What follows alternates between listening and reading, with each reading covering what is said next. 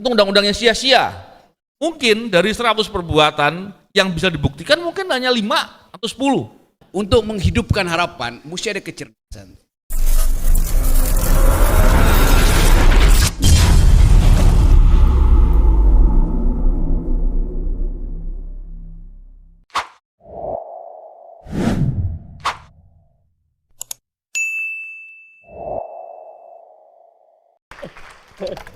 Ya, panitia gimana? Masih dilanjut? Masih banyak waktu? Sampai besok? Pak pembicara masih ada acara lain? Masih ada acara lain? Oh, cukup ya? Oh, udah nggak bisa lagi? Masih pengen nanya beliau? Oh, masih boleh ya? Oke, enggak, waktunya masih oke ya bang? Abang kan jam 5 ya? Masih cukup waktu kan? Oke. Oke, kita tetap lanjutkan. Siapa yang mau nanya lagi? Ya, satu kamu, kedua yang perempuan, yang ketiga kamu. Oke, cepat.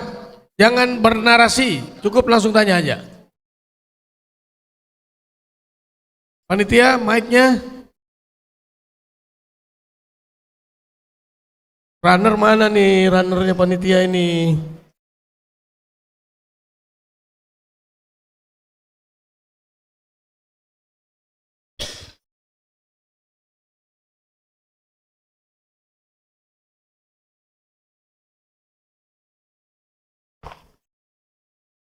Ya, Assalamualaikum warahmatullahi wabarakatuh. Perkenalkan, nama saya Muhammad Fatih Nomordana dari Fakultas Ilmu Sosial dan Ilmu Politik, Prodi Ilmu Pemerintahan. Ketika kita mendukung suatu partai menjadi orang partai yang mengusung salah satu calon, kemudian calon tersebut menang, lalu oknum dari partai kita meminta jabatan atau keuntungan atas dasar lobby-lobby politiknya. Seperti yang kita tahu, tindakan ini seperti korupsi sudah menjadi budaya dan dianggap hal wajar, dianggap hal remeh. Kalau politik Indonesia masih kotor begini, bagaimana dengan Indonesia Emas 2045? Mungkin Indonesia Emas 2045 ini hanya angan-angan belaka seperti yang dikatakan Bapak Rocky Gerung. Nah, apakah tindakan ini termasuk KKN? Atau ini bisa dikatakan sebagai tindakan meminta balas budi? Sekiranya itu Pak, terima kasih. Wah.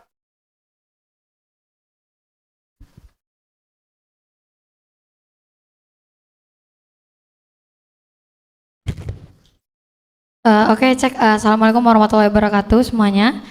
Dan selamat siang. Sebelumnya perkenalkan, saya Arinda Maulina Putri dari Fakultas Teknik Universitas Mula Warman. Saya langsung nanya aja kepada narasumber semuanya. Mungkin ini dari saya kurang ngerti untuk ke dunia politik karena saya bukan anak hukum. Cuman sejauh ini menjadi masyarakat di Indonesia, untuk saya highlight ke pemberantasan korupsinya gitu. Menurut saya korupsi itu sejauh ini kayak belum bisa terberantas karena punishment yang diberikan kepada orang-orang yang korupsi itu cukup apa ya, yang kayak mungkin ada katanya iming-imingnya penjaranya enak apa segala macam, bahkan ada sering untuk pemberantasan untuk korupsi itu dipotong masa tahanannya gitu.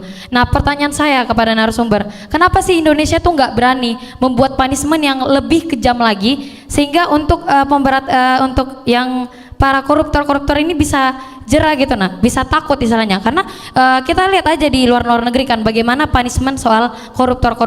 Kenapa sih Indonesia tuh nggak berani gitu loh buat peraturan supaya koruptor ini berkurang, karena kan kayak anggapnya ada di luar negeri ada kayak hukuman mati apa segala macam. Kenapa Indonesia nggak berani? Karena menurut saya mungkin dengan ancaman yang luar biasa untuk punishment yang kayak entah di hukuman mati apa segala macam, saya rasa itu bisa mengurangi. Itu menurut saya. Jadi itu aja yang saya mau tanyakan. Terima kasih. Ketiga.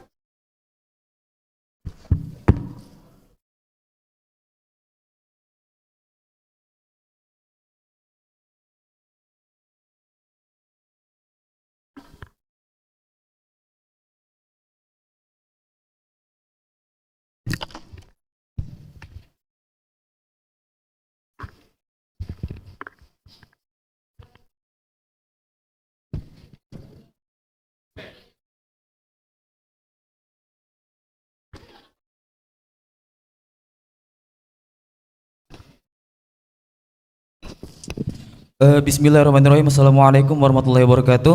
Perkenalkan, saya Muhammad Aji Dafala Iram dari Fakultas Ilmu Sosial Ilmu Politik, Prodi Hubungan Internasional. Mungkin pertanyaan saya simpel ya untuk para pemateri. Kebetulan kemarin juga dibahas di kelas saya, itu untuk pemberantasan jalur korupsi di Indonesia itu kira-kira yang tepat jalur penal atau non penal gitu. Jalur penal, jalur hukum atau jalur non penal yang diutamakan untuk pemberantasan korupsi di Indonesia. Mungkin itu saja. Terima kasih. Ya, Bang Novel sepertinya yang pas untuk menjawab itu. Yang pertama dari anak FISIP tadi soal apakah itu termasuk bagian daripada KKN. Pertanyaan kedua, kenapa kita tidak berani memberikan punishment yang berat seperti hukuman mati dan lain-lain. Yang ketiga soal tadi.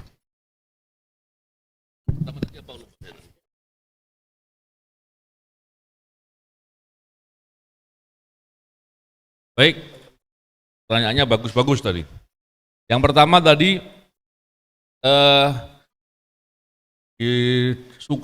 disokong menjadi pejabat, terus atau jadi kepala daerah contohnya, terus bagi-bagi untuk jabatan di bawahnya dan seterusnya, itu KKN bukan. Kalau Anda yang jadi orang yang diberi jabatan, KKN bukan. Gini, kadangkala orang menjadi memaklumi atau permisif karena ketika kita sendiri merasa bahwa di posisi itu kemudian kita ikut senang. Nah, ini sebelum saya menjawab di poin itu, saya perlu menjelaskan bahwa kadangkala kita sering lupa sesuatu hal yang sifatnya dimudahkan itu belum tentu baik. Seandainya nih, ada anak kecil, mungkin adik atau ponakan gitu ya. Saking sayangnya kamu sama ponakan tadi, kemana-mana kau gendong dia. Jangan sampai apa-apa digendong, dijagain. Yang terjadi ketika besar, kakinya lemah dia, kakinya kecil. Kenapa? Karena nggak dipakai. Karena nggak ada tantangan di sana. Sama seperti kalau diri kita, mama, ini bisa jadi nanti Anda semua pernah bisa mengalami. Dapat privilege dan kemudian dimudahkan untuk dari suatu tertentu, nggak perlu upaya. Yang ada itu melemahkan. Yang poin pertama itu diri kita. Yang kedua, menjawab pertanyaan itu dikaitkan dengan aturan formal.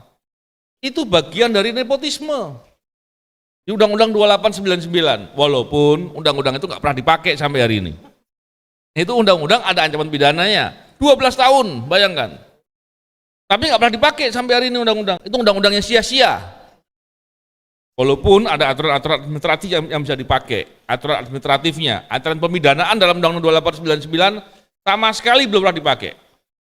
Mengatur bahwa kolusi itu kejahatan, nepotisme itu kejahatan. Tapi pasal-pasal itu nggak pernah dipakai. Tapi pada dasarnya saya menjelaskan tadi untuk kita melihat dari dua perspektif. Jangan kita kemudian melihat itu ketika orang lain dan kepada diri kita, kemudian kita memilih, kita pengen juga. Contohnya, Anda mungkin mau ngambil S2 suatu hari dan punya saudara rektor di mana gitu. Terus kemudian dimudahkan untuk masuk. Kita sadar itu adalah cara untuk merugikan kita. Kalau kita sadar begitu, kita juga berbuat untuk tidak mau begitu, dan kita juga ikut mengawasi atau mengkritisi agar penegakan hukum soal itu dilakukan, karena dampaknya luas dan itu akan menjadi masalah yang luar biasa. Bukan sekedar itu, hari ini kita bicara konflik of interest, itu dianggap suatu hal yang lumrah. Bayangkan, pejabat-pejabat di level menteri, bahkan Menko sekalipun, itu membicarakan soal konflik of interest gak punya rasa malu. Bayangkan, itu masalah. Dan sekali lagi kita melihat itu semua bukan terus membuat kita menjadi putus asa, tapi kita menjadi tantangan sebagai anak-anak muda. Kita harus bisa berbuat atau menggedor suatu keadaan agar bisa diperbaiki, agar kemudian ke depan nggak terjadi lagi seperti itu. Yang kedua tadi soal hukuman, ya. Kenapa nggak sanksinya berat? Memang begini, kalau kita melihat dari kaidah hukum pidana, tentunya dalam tujuan hukum itu tercapai ketika ada kepastian dan kesegeraan. Itu yang pertama. Jadi bukan semata-mata hukuman berat, walaupun dalam konteks deterrent effect itu perlu adanya sanksi yang berat. Tapi perlu kita lihat bahwa dalam perkara tindak pidana korupsi atau kejahatan-kejahatan yang intinya berbuat jahat itu untuk mendapatkan uang atau kekayaan, itu bukan sekedar hukuman beratnya saja, tapi bagaimana perampasan atas harta hasil kejahatannya. Bagaimana juga membebankan kewajiban denda dan ganti rugi yang berat buat dia. Jadi bukan sekedar hukuman badan saja. Saya khawatir kalau kita hanya berpikir bahwa hukuman berat yang biasanya 5 tahun seandainya ancamannya dibikin 15 tahun. Kalau penegak hukumnya korup, malah jadi bahan bargaining. Yang biasanya kasus begitu nyuapnya atau ngasih ke penegak hukumnya mungkin 100 juta, ini hukumannya lebih berat, kamu ngasihnya 500 juta. Yang terjadi malah nggak benar.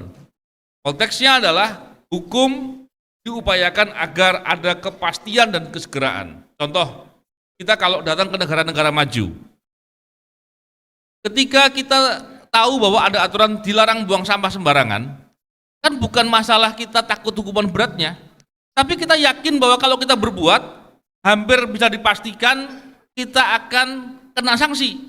Dan itu segera, nggak lama. Maka kita nggak berani berbuat. Nah, itu menjadi hal yang kemudian kita perlu pahami bahwa bagaimana konteks hukum ini bukan semata-mata hukuman berat, tapi bagaimana hukuman ini sesuai dan tepat sasaran. Tadi kita lihat berapa banyak perkara korupsi atau perkara kejahatan yang terkait dengan perolehan uang banyak, itu kemudian tidak betul-betul dirampas hasil kejahatannya. Contoh kalau kita lihat kasus BTS yang sekarang ini sedang berjalan, 8, sekian triliun katanya kerugian keuangan negara, yang dirampas berapa? Walaupun kita tahu ada banyak problematika dalam penanganannya, tapi kalau nilainya masih sangat jauh, wah itu menjadi problem. Jadi kurang lebih seperti itu. Kita juga mesti harus melihat dan mengkritisi dari sisi-sisi seperti itu. Yang berikut tadi terkait dengan upaya pemberantasan korupsi itu baiknya dibawa ke ranah penal atau non penal. Jadi begini, ketika melihat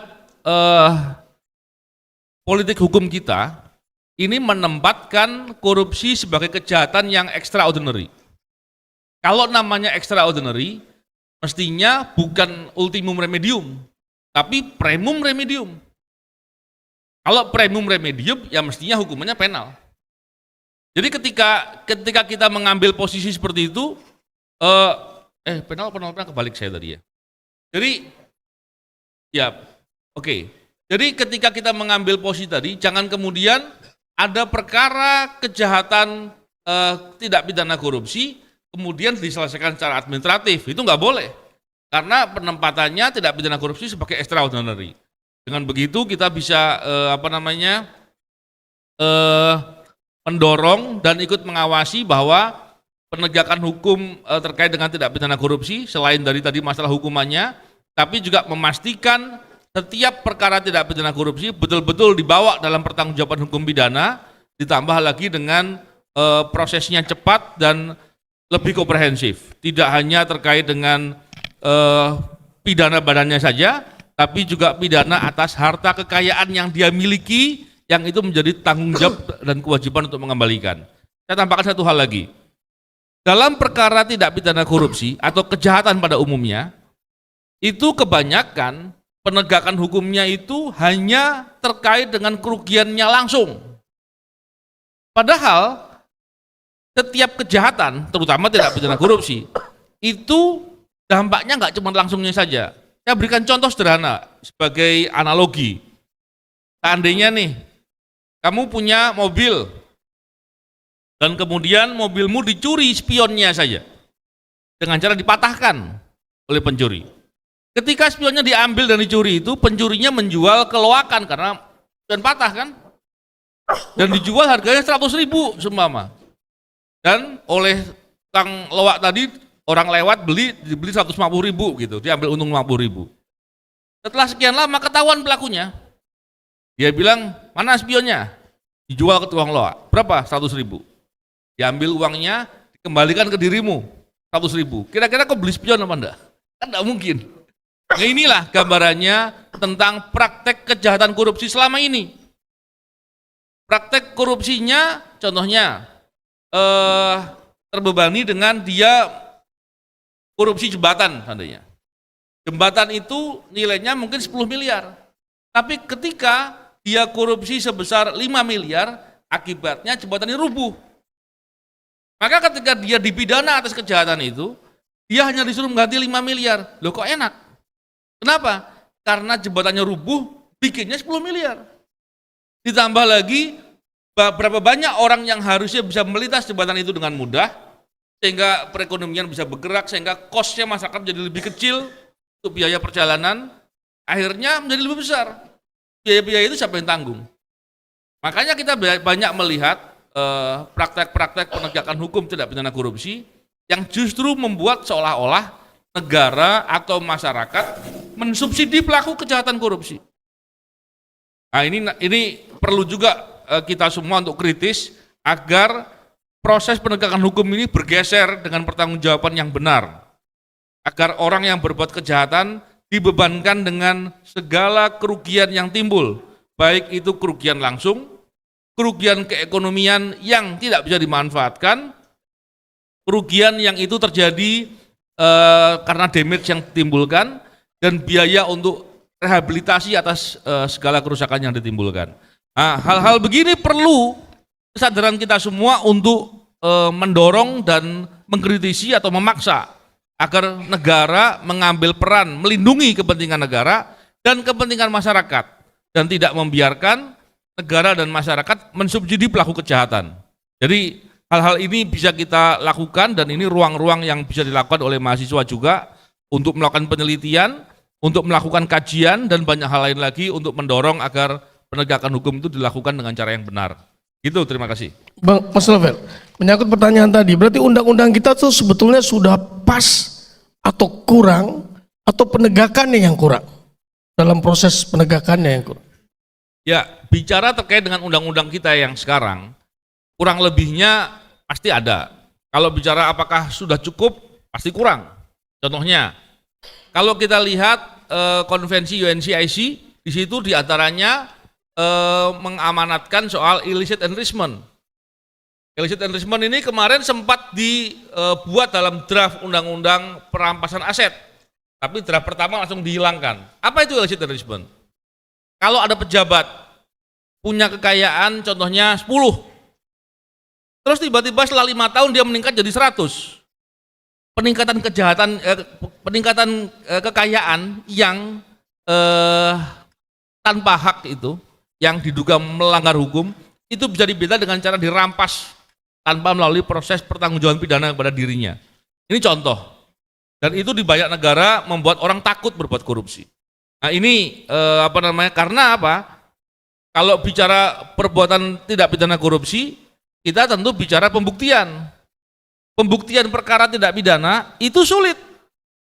Mungkin dari 100 perbuatan yang bisa dibuktikan mungkin hanya 5 atau 10. Nah ini yang membuat kemudian dibuatlah cara-cara penegakan hukum yang lebih baik. Contoh lagi, penegakan hukum seharusnya terutama terkait dengan kejahatan-kejahatan serius, harusnya digunakan juga tidak pidana pencucian uang. Kenapa? Karena pelaku kejahatan ini selalu berulang. Ketika dia berulang perbuatannya, kemudian tidak pidana pencucian uang ditetapkan kepada yang bersangkutan, ini bisa digunakan selain dari memidana, upaya-upaya menyembunyikan harta, juga bisa untuk merampas harta-harta hasil kejahatan tidak pidana yang pernah dilakukan sebelumnya. Jadi upaya-upaya tadi harusnya dilakukan. Jadi kalau bicara apakah undang-undangnya sudah cukup, saya kira kalau cukup masih banyak yang bisa ditingkatkan seharusnya. Tapi lebih kepada penegak hukumnya yang kurang kemauan, dan hari ini kalau bicara penegak hukum masih korup. Dan ini harus kita kritisi untuk dipaksa untuk mereka harus mau memperbaiki dan kemudian melakukan penegakan hukum yang benar. Karena bukan sekedar masalah ini saja. Kalau kita lihat justru banyak masalah ketidakadilan karena proses penegakan hukum yang menyimpang. atau masalah-masalah lain yang itu menjadi bagian dari hal yang bisa terdampak kepada masyarakat dan kita semua. Saya kira itu.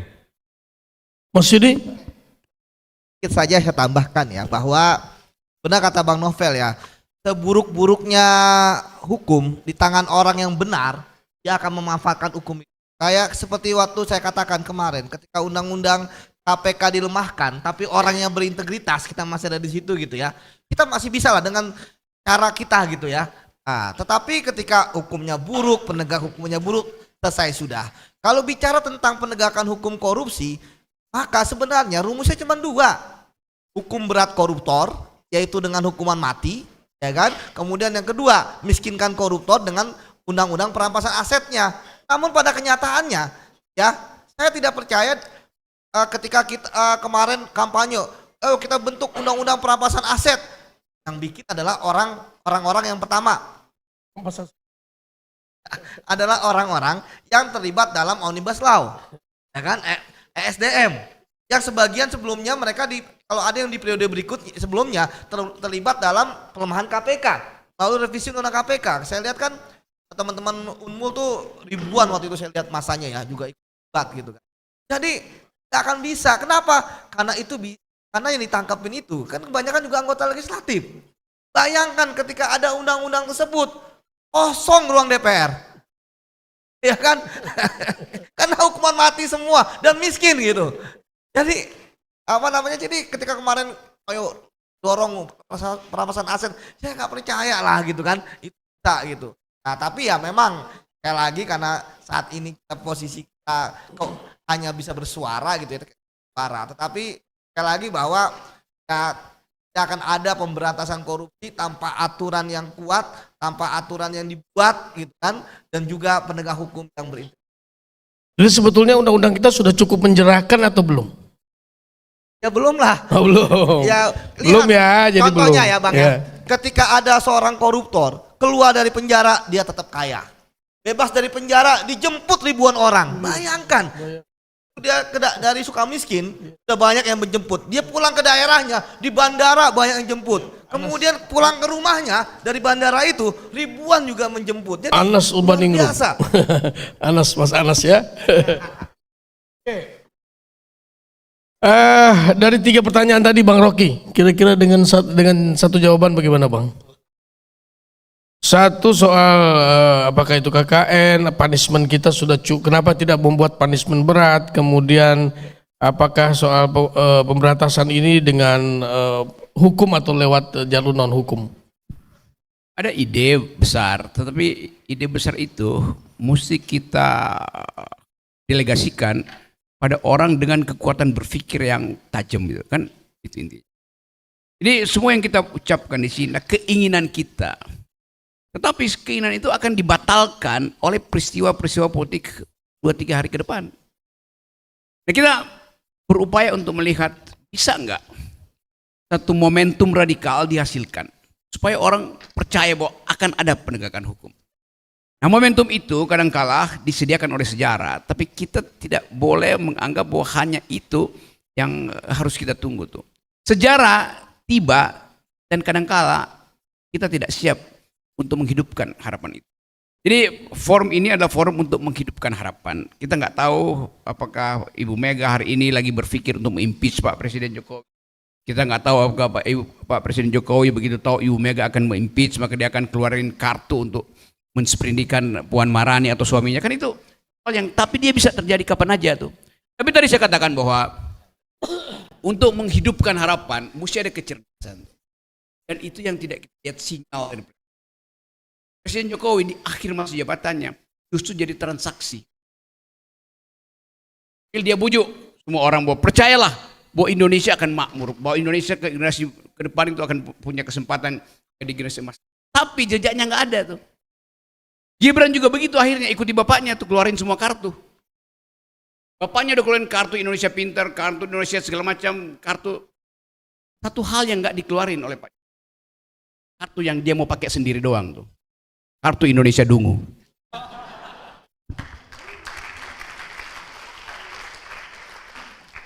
Oke, Saya kira ini akhir daripada diskusi kita pada hari ini. Kalau melihat dari judul tantangan bangsa Indonesia dalam pemberantasan korupsi dan penegakan HAM, luar biasa tantangannya. Tapi seperti yang Bang Rocky katakan, Mas Yudi katakan, Bang Novel katakan, bahwa Anda harus tetap menjaga integritas moral Anda sekarang, supaya masa depan kita masih ada untuk tetap bisa memberantas korupsi dan menegakkan hak asasi manusia. Oke, last statement dari Mas Dimas. Ya, bikin closing statement. Closing statement masing-masing ya.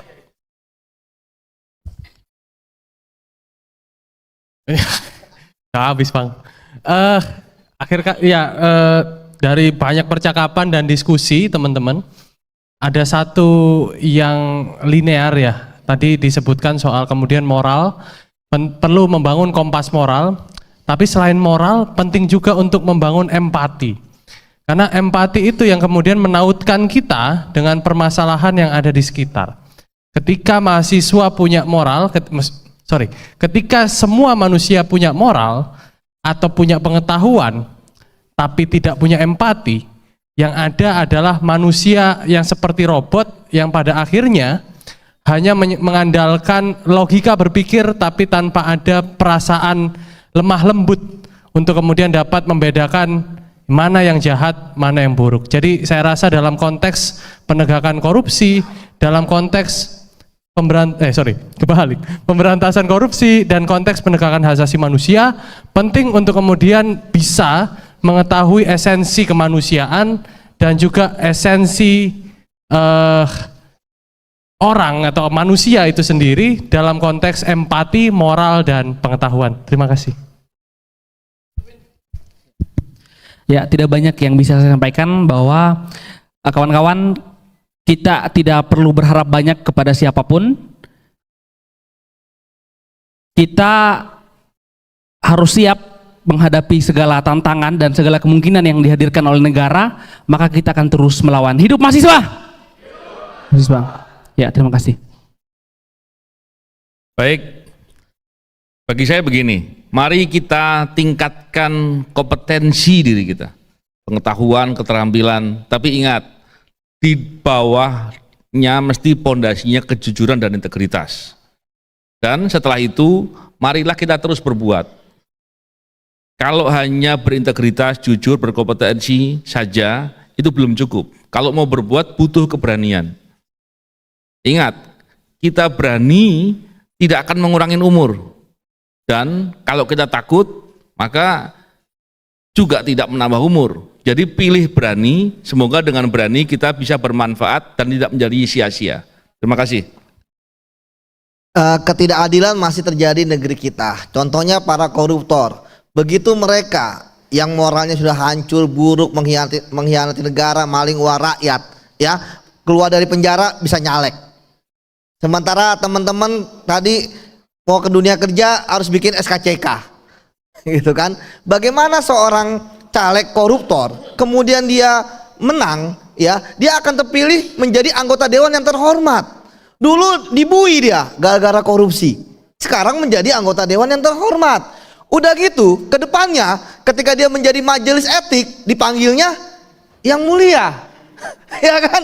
Jadi kita yang mulia gitu kan, ketika dia jadi majelis etik. Jadi anggota dewan terhormat, kemudian menjadi majelis etik atas nama apa? Atas nama katanya semua sama gitu kan. Padahal itu hanya mengada-ngada gitu. Karena apa? Karena yang bisa untuk jadi nyalek lagi ya pasti caleg koruptor lah, nggak semua pidana bisa gitu kan. Karena yang masih punya uang adalah koruptor gitu. Tetapi ini yang maksud saya menyadarkan bahwa inilah realitas negara kita, bahwa yang kaya makin kaya gitu kan, yang miskin makin miskin, dan yang apa namanya, lu punya uang, lu punya. Oke, demikian dari saya, terima kasih.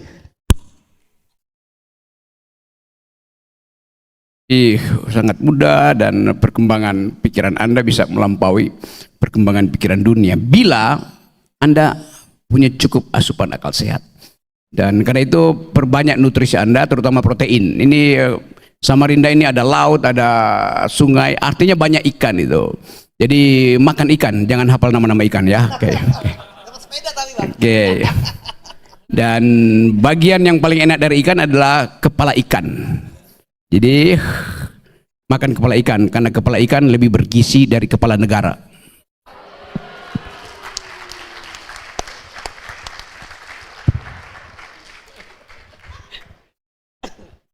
Kepala ikan lebih enak daripada kepala negara. Baik, adik-adik semua, bapak-bapak, saudara-saudara pembicara, terima kasih sudah memberikan pencerahan, semangat baru buat teman-teman mahasiswa di Universitas Mula Warman ini. Bapak Rektor yang mewakili, terima kasih sudah berani mengadakan kegiatan ini dan mengundang Bapak Rocky. Saya tahu Panik gak panik? iya, saya tahu kendala kita ada beberapa kelompok yang menolak kehadiran beliau. Saya hanya ingin mengingatkan kepada teman-teman semua, pikiran itu tidak ada yang berbahaya. Pikiran itu tidak ada yang jahat. Pikiran itu adalah sesuatu yang bisa kita pilah, mana yang baik dan mana benar, mana yang bisa kita terima dan mana yang bisa kita terima. Tapi ketika Anda menolak kehadiran seorang untuk memberikan pemikiran, itu adalah kejahatan. Jadi Indonesia kalau ingin jadi demokrasi, jangan adalah menghalang-halangi seorang untuk bicara di forum apapun, ya. Jadi buat teman-teman semua, mari sekarang mantapkan integritas dan kejujuran teman-teman semua, karena korupsi ini susah untuk kita hadapi, untuk kita hilangkan. Hak asasi manusia di negara ini juga susah untuk ditegakkan, karena itu semua di luar kekuasaan kita. Yang kita jaga adalah moral dan etika kita, integritas moral kita yang mesti kita jaga, ya. Tetap menjadi orang baik, tetap menjadi orang jujur, karena itu adalah awal anti korupsi. Terima kasih. Assalamualaikum warahmatullahi wabarakatuh.